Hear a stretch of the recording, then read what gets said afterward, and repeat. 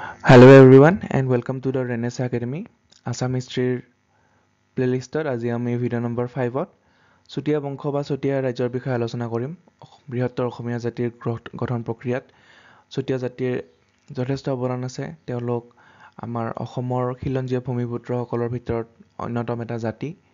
গতিকে তেওঁলোকৰ বিষয়ে আমি জনাটো দৰকাৰ অসমীয়া হিচাপে। গতিকে লেটছ গেট ষ্টাৰ্টেড। চুতীয়া ৰজাসকলৰ বিষয়ে জনাৰ আগতে আমি জানি ল'ব লাগিব যে চুতীয়া লোকসকল কোন আছিল, তেওঁলোকৰ অৰিজিন কি বা তেওঁলোকে কোন এৰিয়াত থাকিছিল সেয়া আমি জানি ল'ব লাগিব। গতিকে চুতীয়া লোকসকল হৈছে ভীষ্মকৰ বংশধৰ। তেওঁলোকে নিজকে ভীষ্মকৰ বংশধৰ। ৰজা ভীষ্মক, আমি ৰজা ভীষ্মকৰ বিষয়ে আগৰ ভিডিঅ'ত আলোচনা কৰি আহিছোঁ। আৰু ৰজা ভীষ্মকৰ বংশধৰ বুলি তেওঁলোকে নিজকে কয়, যিসকল লোকে কুণ্ডিল নগৰ যি এৰিয়া আছে তাৰ আশে-পাশে ৰাজত্ব কৰিছিল বা থাকিছিল। বৰ্তমানৰ শদিয়া, কুণ্ডিল নগৰ এৰিয়া বৰ্তমানৰ শদিয়া। আৰু এই চুতীয়া লোকসকল টিবেটো বৰ্মান লিংগুইষ্টিক গ্ৰুপৰ এটা তেওঁলোকে ভাষা কৈছিল, য'ত তেওঁলোকৰ যি জাতি আছে চুতীয়া, সেই চুতীয়া ৱৰ্ডটোৰ এটা মিনিং আছে। আৰু মিনিংটো কি? মিনিংটো হৈছে যে চু মানে হৈছে চিভিলাইজড আৰু টিয়া মানে হৈছে পিপল হু ৰিজাইডছ নিয়াৰ the bank of A river, যোনে নদীৰ পাৰত বসবাস কৰে। গতিকে চুতীয়া যিটো ৱৰ্ড আছে তাৰ মিনিং হ'ল যে সভ্য লোক যোনে নদীৰ পাৰত বসবাস কৰে। যিসকল সভ্য লোকে নদীৰ পাৰত বসবাস কৰে তেওঁলোক হৈছে চুতীয়া। ঠিক আছে। আৰু কোৱা হয় যে তেওঁলোকে বহুত আগৰ পৰাই তেওঁলোকে সেই ৰিজনটোত আছিলে, বসবাস কৰিছিলে। আৰু কিন্তু তেতিয়া তেওঁলোকৰ কি আছিলে, তেতিয়া তেওঁলোকৰ এই নামটো তেওঁলোকে লোৱা নাছিলে, গতিকে বহুতে গম নাপায়। কিন্তু তেওঁলোকে আগৰ পৰাই তাতে তেওঁলোকৰ বসবাস আৰু তেওঁলোকে ৰাজত্ব কৰিছিল বুলি বহুত বিজ্ঞ লোকে কয়। আৰু তেওঁলোকৰ ৰাজ্যখন বিভিন্ন ভাগত বিভক্ত হৈ গৈছিলে পিছলৈ। তাৰপিছত কি হ'ল, সোণাগিৰি পাহাৰৰ কি কৰিছিলে, 60টা চুতীয়া পৰিয়ালে বসবাস কৰিছিলে। আৰু তেওঁলোক তেতিয়ালৈকে বেছি ৰাজনৈতিকভাৱে এক্টিভ নাছিলে মানে, আৰু তেওঁলোকৰ কোনো এনেকুৱা ডেফিনেট ৰুলাৰ নাছিলে। আৰু সেই টাইমতে বীৰবল নামৰ এজন লোকে তেওঁলোকক একত্ৰিত কৰে আৰু তেওঁলোকৰ ৰিপ্ৰেজেণ্টেশ্যনৰ কাৰণে নিজকে নেতা হিচাপে থিয় কৰে। আৰু তেনেকৈয়ে চুতীয়া যি ৰাজবংশ আছে বা চুতীয়া যি ৰাজ্য আছে সেয়া এষ্টাব্লিছ হয় বা প্ৰতিষ্ঠা হয়। আৰু কোৱা হয় যে যি চুতীয়া ৰাজ্য আছে, চুতীয়া ৰাজ্যখন শদিয়াৰ পৰা বিশ্বনাথলৈকে মানে বিস্তৃত হৈ আছিল, যেতিয়া চুতীয়া ৰাজ্য একদম নিজৰ পৰম শক্তিশালী সময়ত আছিল। গতিকে চুতীয়া লোকসকলৰ বিষয়ে আমি জনাটো অতি দৰকাৰী। তেওঁলোক আমাৰ খিলঞ্জীয়া ভূমিপুত্ৰ হয়। তেওঁলোকৰ অসমীয়া জাতিৰ গঠন প্ৰক্ৰিয়াত যথেষ্ট অৱদান আছে। আৰু ইয়াতে এটা মন কৰিবলগীয়া কথা আছিল, তেওঁলোক হ'ল এই ৰিজনটোত মানে আমাৰ অসমৰ ৰিজনটোত হিন্দুইজিমত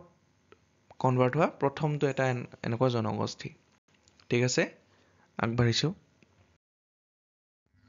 এই তালিকাখনত চুতীয়া ৰজাসকলৰ নামসমূহ দিয়া হৈছে, আপোনালোকে চাই ল'ব পাৰে। গোটেই নামকেইটাই পৰীক্ষাৰ কাৰণে ইম্পৰ্টেণ্ট নহয়,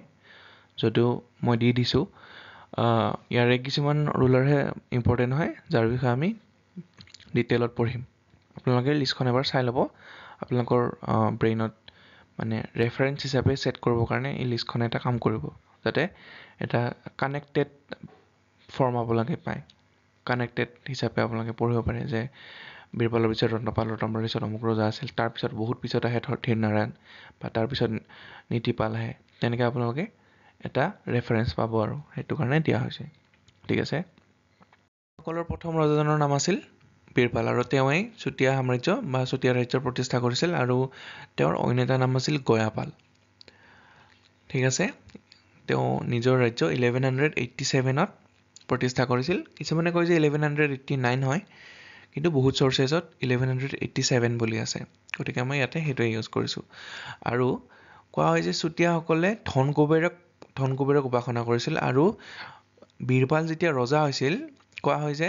তেওঁ এদিন এটা সপোন দেখিছিল আৰু সপোনত তেওঁ ধনকুবেৰক দেখিছিল আৰু যেতিয়া তেওঁ টোপনিৰ পৰা সাৰ পাইছিল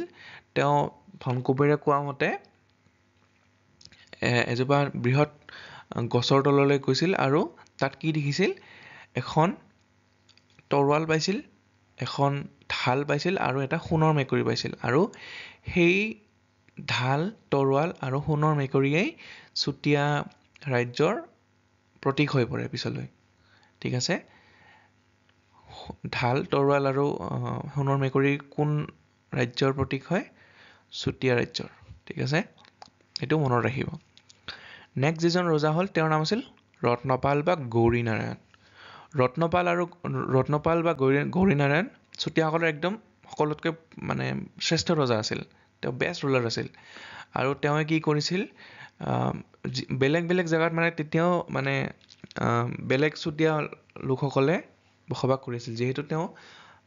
বীৰপাল 60টা ফেমিলিৰহে মানে লিডাৰ আছিল তেতিয়াও বেলেগ বেলেগ ঠাইত চুতীয়া লোকসকল আছিল কিন্তু তেওঁলোক বীৰপালৰ আণ্ডাৰলৈ অহা নাছিল কিন্তু ৰত্নপালে কি কৰিছিল বেলেগ বেলেগ পাহাৰ আছিল তেতিয়া সেই এৰিয়াটোত ৰাঙলুগিৰি কালগিৰি নীলগিৰি ধৱলগিৰি চন্দনগিৰি এই সকলো পাহাৰত বসবাস কৰা চুতীয়া লোকসকলক তেওঁ কি কৰিছিল এটেক কৰা নাছিল তেওঁ নিজৰ কণ্ট্ৰললৈ আনিছিল কণ্ট্ৰললৈ আনি তেওঁলোকক একত্ৰিত কৰিছিল আৰু সেই সময়তে তেওঁৰ যি ৰাজ্য আছে সেই ৰাজ্যৰ এখন চুবুৰীয়া ৰাজ্য আছিল শ্বেতগিৰি আৰু শ্বেতগিৰিত ভদ্ৰসেন নামৰ এজন যথেষ্ট পাৱাৰফুল ৰুলাৰে তেতিয়া ৰুল কৰি আছিল আৰু তেওঁৰ ৰণ হৈছিল আৰু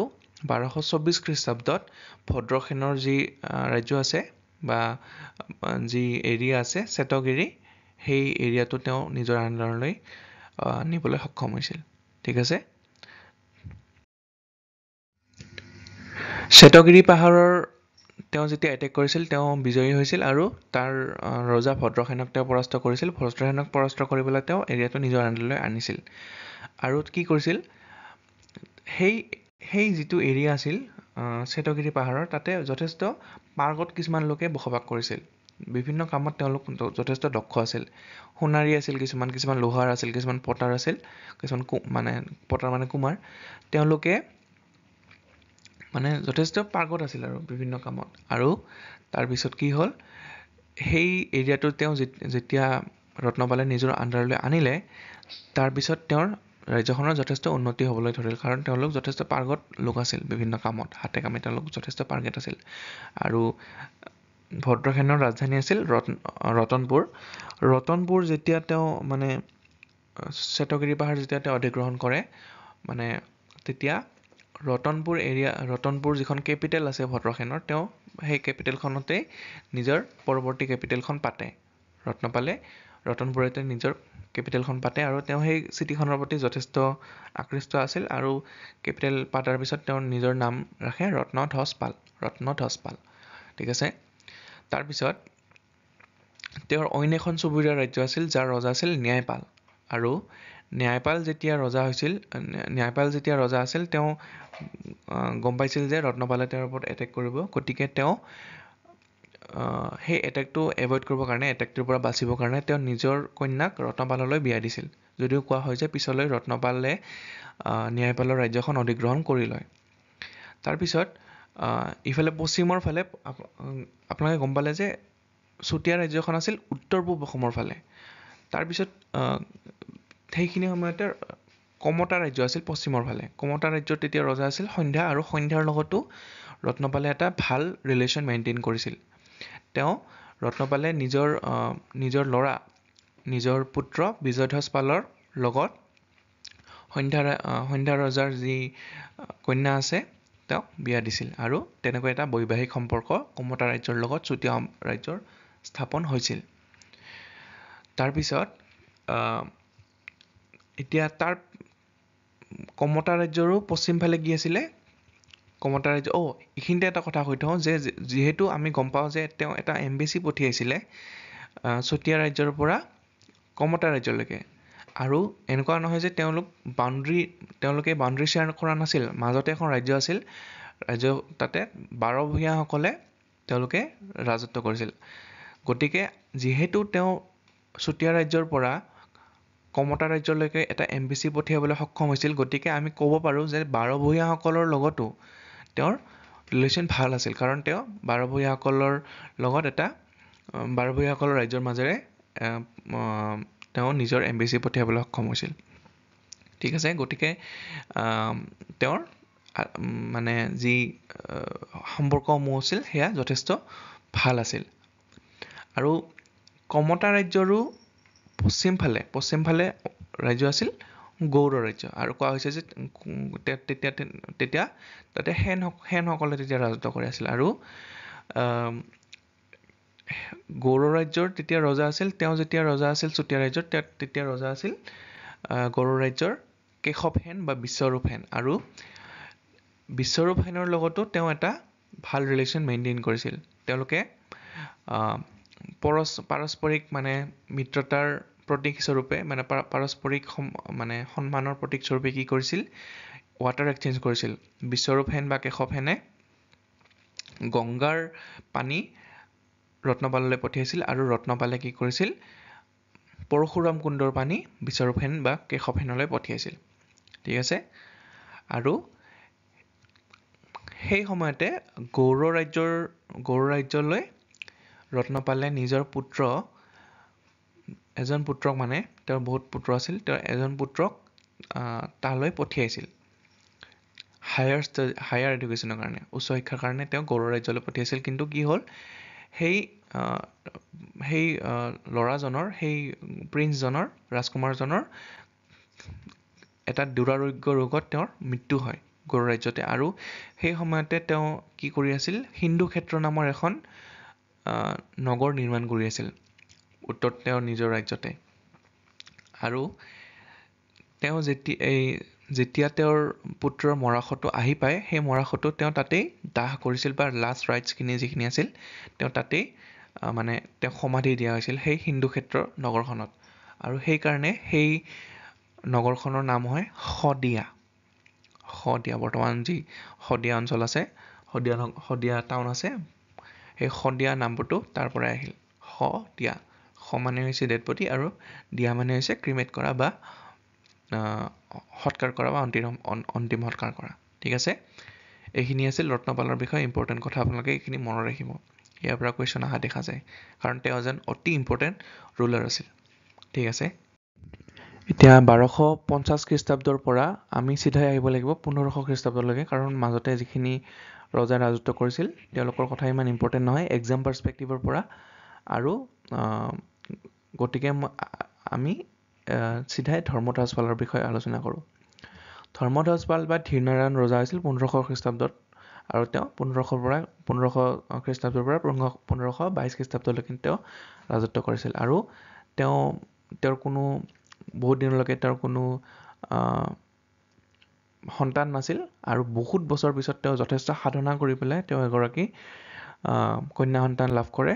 আৰু সেইকাৰণে তেওঁ কন্যা সন্তানটিৰ নাম দিয়ে সাধনী আৰু যেতিয়া তেওঁ মানে বুঢ়া হৈ আহিছিল তেওঁ কি কৰিছিল সাধনীৰ বাবে উপযুক্ত মানে পাত্ৰ বিচাৰি আছিল সাধনীৰ বাবে গতিকে তেওঁ কি কৰিছিল এদিন এজোপা গছত এটা কেৰ্কেটুৱা দেখা পাইছিল আৰু কেৰ্কেটুৱাটোৱে যথেষ্ট মানে ফল নষ্ট কৰি আছিল আৰু তেতিয়া তেওঁ কি কৰিছিল ৰাজ্যত যিমান মানে চুতীয়া যুৱক আছে চুতীয়া যুৱকসকলক তেওঁ আনি পেলাই কৈছিল যে এই কেৰ্কেটুৱাটো যোনে মানে মাৰিব পাৰিব সেই এৰিয়াটোত যোন আছিল আৰু চুতীয়া যুৱকসকলৰ ভিতৰত তেওঁ যোনে মানে তেওঁক ধনুকাঁড়েৰে তেওঁক মানে কেৰ্কেটুৱাটোক আহত কৰিব পাৰিব বা মাৰিব পাৰিব তেওঁৰ লগতে সাধনীক বিয়া দিব কিন্তু চুতীয়া যুৱকসকলৰ ভিতৰত মানে ৰাজবংশৰ ভিতৰত তেওঁলোকৰ কোনেও এইটো কৰিব পৰা নাছিল আৰু পিছলৈ এই প্ৰতিযোগিতাটো মানে অন্য যুৱকসকলৰ বাবে অপেন কৰা হৈছিল তেতিয়া কি কৰিছিল এজন কাঢ়ী এজন আছিল কাঢ়ীৰ পুত্ৰ বা কাঢ়ী আছিল তেওঁ যোনে এৰ' মেকিং কৰে তেওঁ কি কৰিছিল অনায়াসে মানে কেৰ্কেটুৱাটোক মানে মাৰিব পাৰিছিল গতিকে সেই তেওঁৰ নাম আছিল নিতাই তেওঁ এজন কাঢ়ীৰ পুত্ৰ আছিল এৰ' মেকাৰৰ পুত্ৰ আছিল গতিকে তেওঁৰ লগতে সাধনীৰ বিয়া ঠিক কৰা হ'ল আৰু সাধনীৰ ৰাণী আৰু নীতিপাল ৰজা হ'ল তেওঁ নিতায়ে নীতিপাল নাম লৈছিল ৰজা হৈ পেলাই গতিকে নীতিপালৰ বিষয়ে চাই লওঁ তেওঁ ধৰ্মনাৰায়ণ পিছত ৰজা হৈছিল আৰু যিহেতু তেওঁ মানে ৰাজবংশৰ নাছিল গতিকে তেওঁৰ মানে কি আছিল শাসন ব্যৱস্থাত তেওঁ ইমান এটা পাৰ্গত নাছিল শাসন কেনেকৈ কৰিব লাগে গতিকে তেওঁৰ সময়ত যথেষ্ট ইণ্টাৰনেল ৰেবেলিয়ন হৈছিল চুতীয়া যুৱকসকলে বিদ্ৰোহ কৰিছিল যিসকল মানে উপযুক্ত পাত্ৰ আছিল তেওঁলোকে ৰিভল্ট কৰিছিল লগতে বাহিৰৰ ৰাজ্যৰ পৰাও মানে যথেষ্ট মানে এগ্ৰেশ্যন দেখা গৈছে আৰু সেই সময়লৈকে মানে অলৰেডি যিসকল আহোমসকল আছিল আহোমসকল যথেষ্ট পাৱাৰফুল হৈ গৈছিল আপোনালোকে জানে সেই সময়লৈকে মানে চুহুংমুং তেতিয়া ৰজা আছিল আৰু কি কৰিছিল তেওঁ মানে চুহুংমুঙে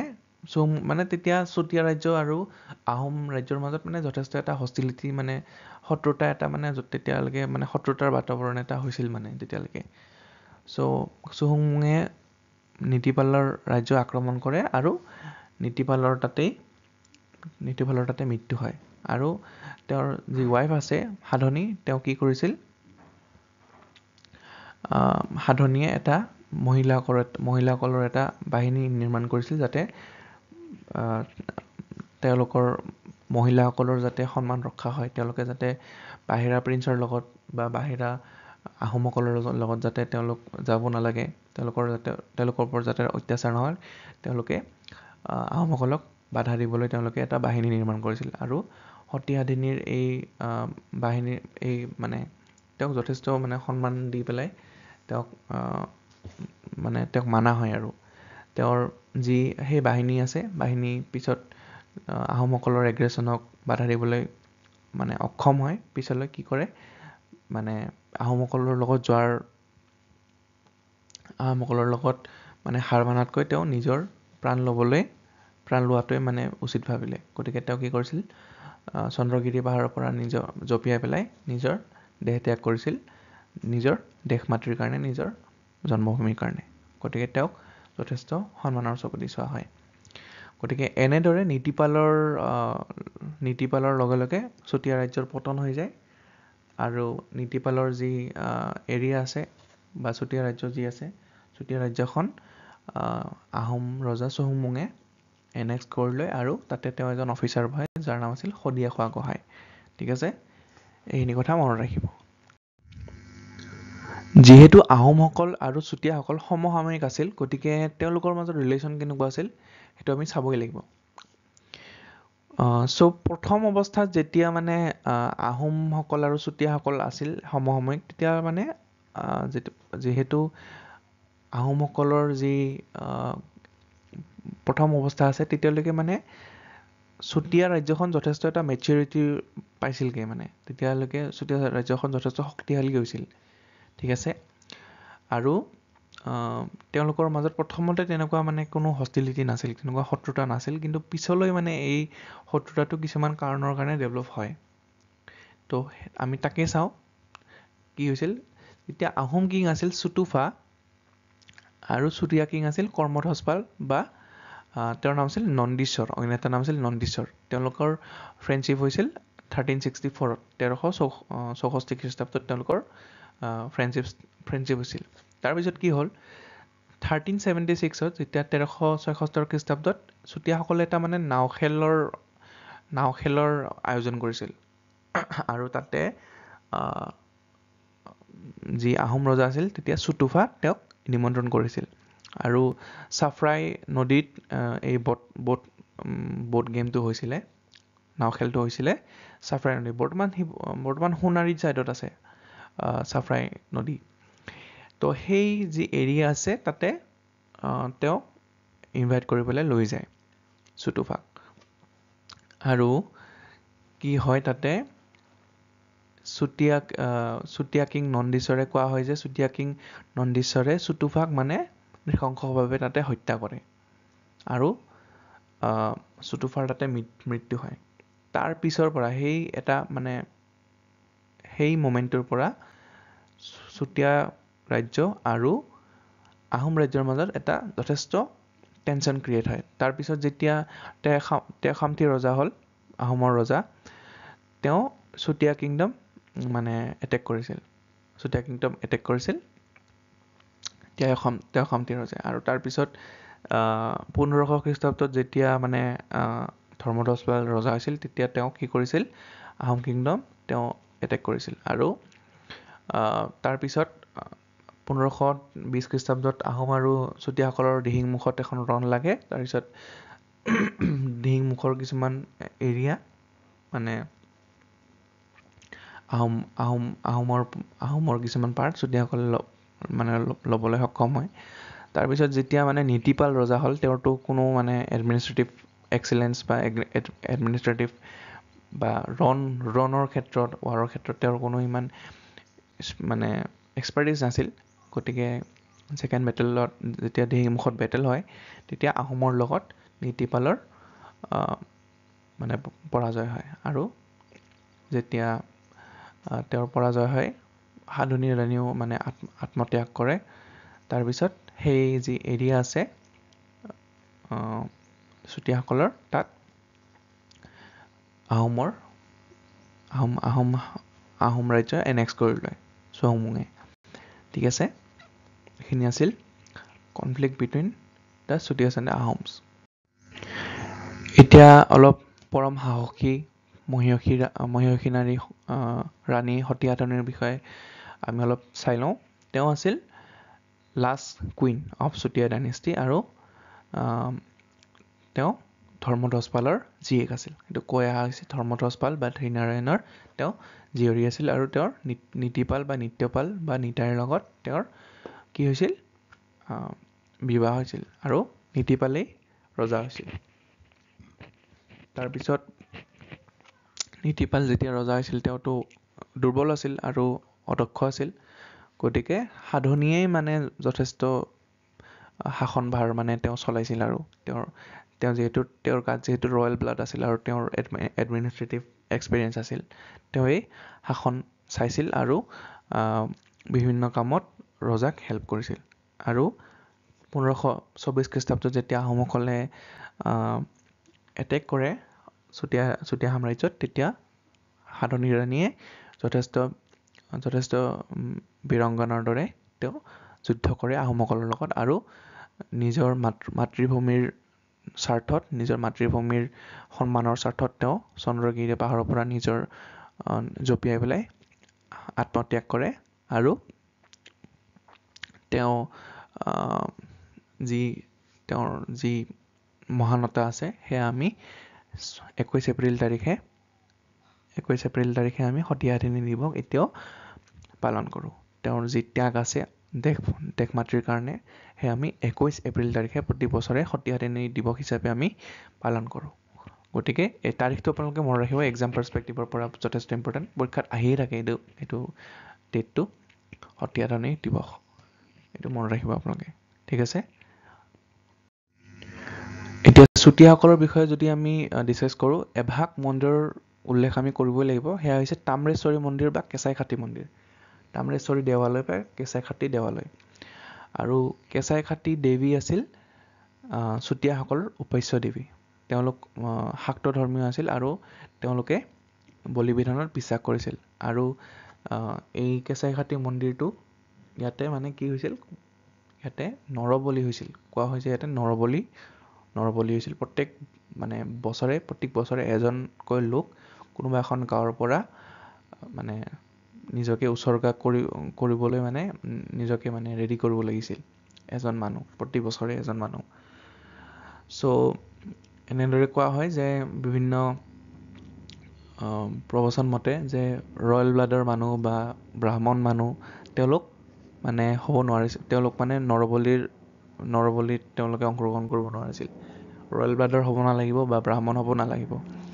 ঠিক আছে, তাৰপিছত ইয়াতে যি মানে পূজা হৈছিল মানে দেৱীৰ যি পূজা হৈছিল সেয়া ব্ৰাহ্মণসকলে কৰা নাছিল তেওঁলোকে কোনে কৰিছিল দেউৰীসকলে কৰিছিল দেউৰীসকল কোন আছিল চুতীয়াসকলৰে পূজাৰী আছিল আৰু ইয়াতে এটা আৰ্কিটেকচাৰেল ফিচাৰ্ছ কি আছে যে যিখন মুধচ আছে মন্দিৰটোৰ মুধচখন তামেৰে বনোৱা আছিল আৰু সেইকাৰণে এই মন্দিৰটোক তাম্ৰেশ্বৰী দেৱালয় বুলি কোৱা হয় বা তাম্ৰেশ্বৰী মন্দিৰ বুলি কোৱা হয় আৰু যেতিয়া এই চুতীয়া ৰাজ্যখন আহোমসকলে মানে এটেক কৰে বা তাৰপিছত নিজৰ আধিপত্য স্থাপন কৰে তাতে তাৰপিছত এই যি মন্দিৰটোৰ প্ৰমিনেঞ্চ আছে আগৰ চুতীয়া ৰাজ্যৰ সময়ৰ পৰা সেয়া ক্ৰমে বিলুপ্ত হ'বলৈ ধৰে আৰু পিছলৈ মানে চুতীয়া লোকসকলে মানে বিভিন্ন আহোমসকলৰ আণ্ডাৰতে পিছত তেওঁলোকে কাম কৰিব আৰম্ভ কৰিলে বিভিন্ন অফিচাৰ হ'বলৈ ধৰিলে আহোমসকলৰ ভিতৰতে তেনেকৈ মানে আহোমসকলৰ অহাৰ পিছত মানে তাম্ৰেশ্বৰী দেৱালয়ৰ আগৰ যি মানে প্ৰেভেলেঞ্চ আছে সেয়া পিছলৈ নোহোৱা হৈ যায় ঠিক আছে So thank you everyone for watching this video till the end এই ভিডিঅ'টোৰ যি নোটছসমূহ আছে এছএমইছত হওক বা ইংলিছত হওক এছএমইছৰ কাৰণে আপোনালোকে আমাৰ টেলিগ্ৰাম চেনেলটো জইন কৰি ল'ব ডেছক্ৰিপশ্যনত বা আমি কমেণ্ট ছেকশ্যনত লিংকটো পিন কৰি দিম আৰু লগতে যি এই যি পি ডি এফ ফৰ্মত আমাৰ এই যিটো লেকচাৰ আছে লেকচাৰটোৰ বিভিন্ন MCQ আমি আপোনালোকক প্ৰভাইড কৰিম MCQসমূহ আপোনালোকে এটেম্প কৰিব আৰু আমাৰ চেনেলটো ছাবস্ক্ৰাইব কৰি দিব ছাবস্ক্ৰাইব কৰিলে আমাৰ যথেষ্ট হেল্প হয় আপোনালোকে যেতিয়া ছাবস্ক্ৰাইব কৰে আমি যথেষ্ট উৎসাহ পাওঁ আৰু তাৰ বাবে আমি বিভিন্ন ভাল কাম আগলৈ কৰি যাবলৈ উৎসাহ আৰু উদ্দীপনা পাওঁ গতিকে thank you so much once again for watching and hope you all have a great day thank you